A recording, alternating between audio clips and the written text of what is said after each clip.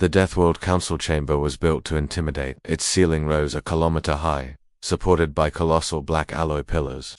Carved into their surface were the names of countless extinct civilizations, a grim reminder of the price of failure. The air itself was heavy, literally. The gravity was tuned to a brutal standard, a crushing force designed to suppress aggression, crack weak bones, and remind every delegate just how fragile they were in this assembly of titans.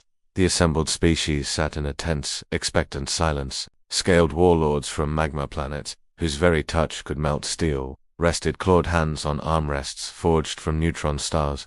Towering insectoid queens exuded pheromones so thick with dominance they could suffocate lesser beings.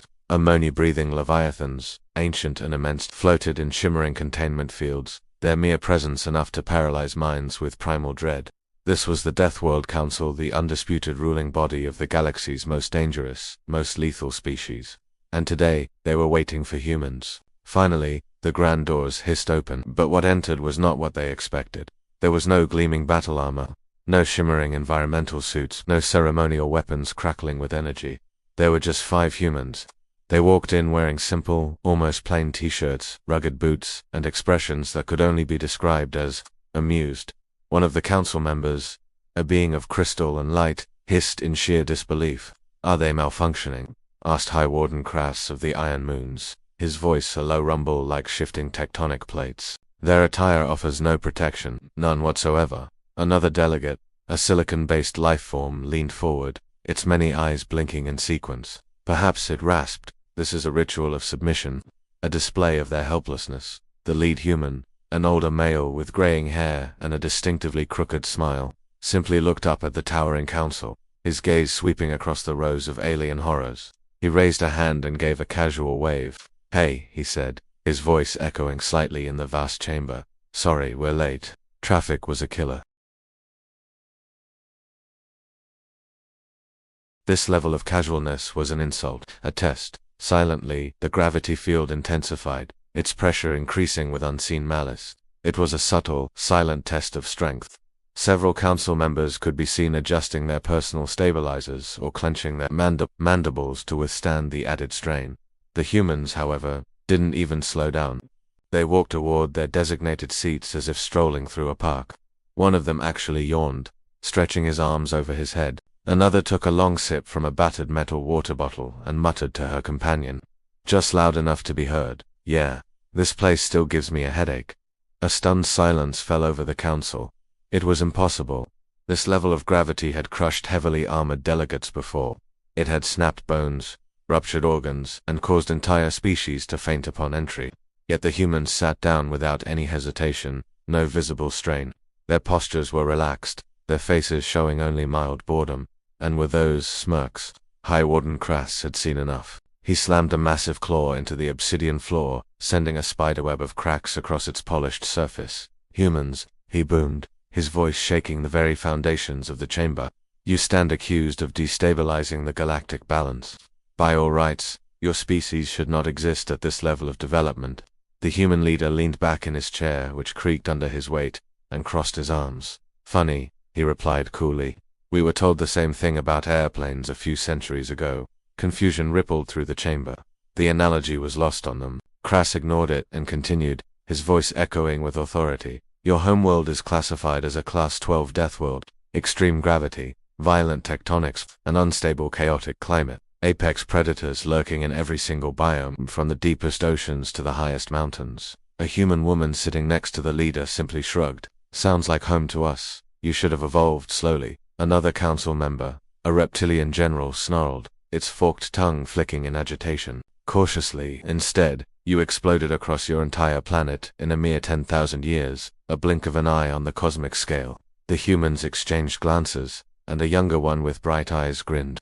"We were in a hurry, I guess." To emphasize their point, the council projected massive holographic images into the air above the humans. They showed Earth's violent history, brutal wars, devastating natural disasters, plagues that wiped out millions.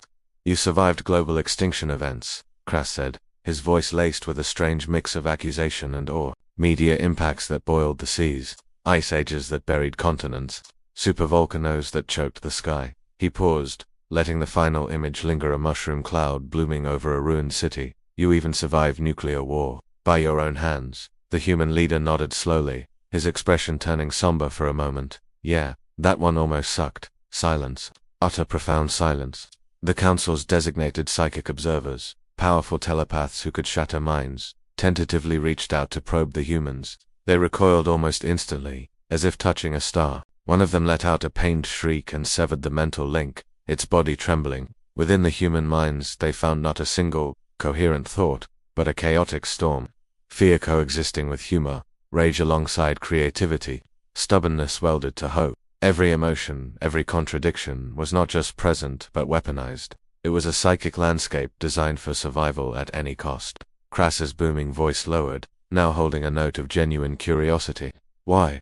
Why do you come here? To the heart of galactic power, dressed like civilians, and smiling. The lead human leaned forward, his casual demeanor gone. His eyes were sharp now, focused, and held a depth that seemed to encompass all the horrors they had just witnessed. Because you invited us to a room that was specifically designed to scare monsters, he said, his voice steady and clear. And you thought it would scare us. He gestured around the magnificent, terrifying chamber.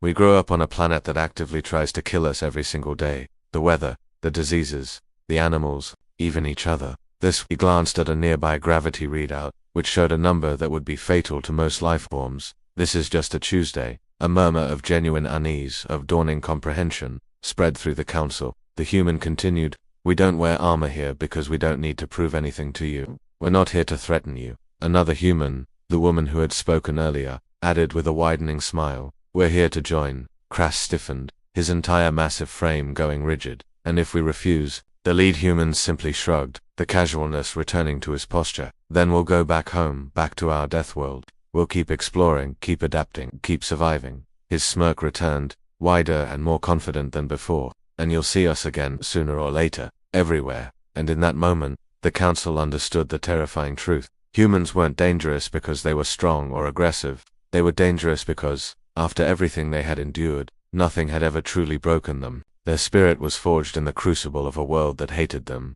and it had come out stronger than any alloy.